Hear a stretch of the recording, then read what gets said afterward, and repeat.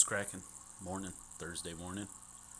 Today will be the switch from vegetative nutrients to flowering nutrients. So this is a tea I've set up. I've got a bag, about 4 cups of seagull poop on the NPK. That's an 11 for phosphorus, so very important for flowering.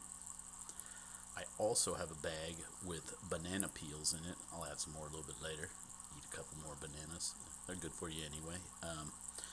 Which is going to provide high levels of potassium, which your plants also really need during flowering. And then, of course, after this has percolated and brewed for 24, 28 hours ish, I will add some molasses and another sugar.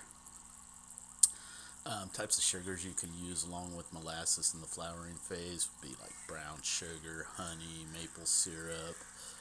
I'm going to try something new probably next week I'm going to throw a bunch of cantaloupe in my little blender and make a mush and use that too. I saw that on a tip on a guy I watch from time to time. He grows some massive, beautiful plants, super kind weed when it's all done. So yeah, that's what he does. So I'm going to give that a shot and see how that interacts with the flowering and the sugars in the soil, etc., etc.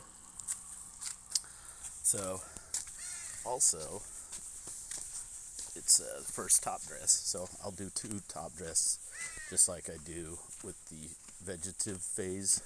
I do 2 for the flowering phase. So I've already massaged in and done one side of the patch, but basically the first laydown is you can get phosphorus rich bat guano.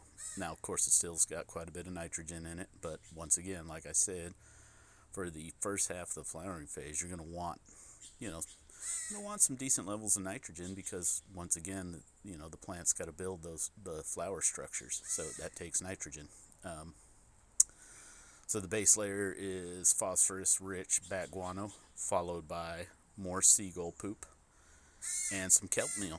And I just gently kind of massage it into the top and then water it in.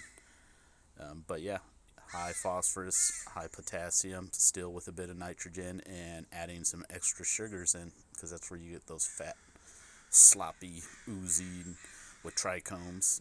Some people say, oh, no, not with the sugars, you don't need them.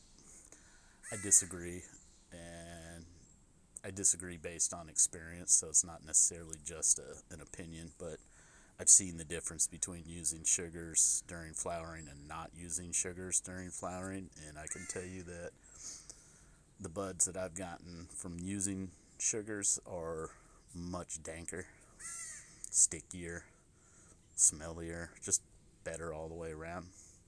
But anyway, yeah, that's the lineup for flowering nutrients, and today's day 1 of that. So I hope everybody has an amazing Thursday.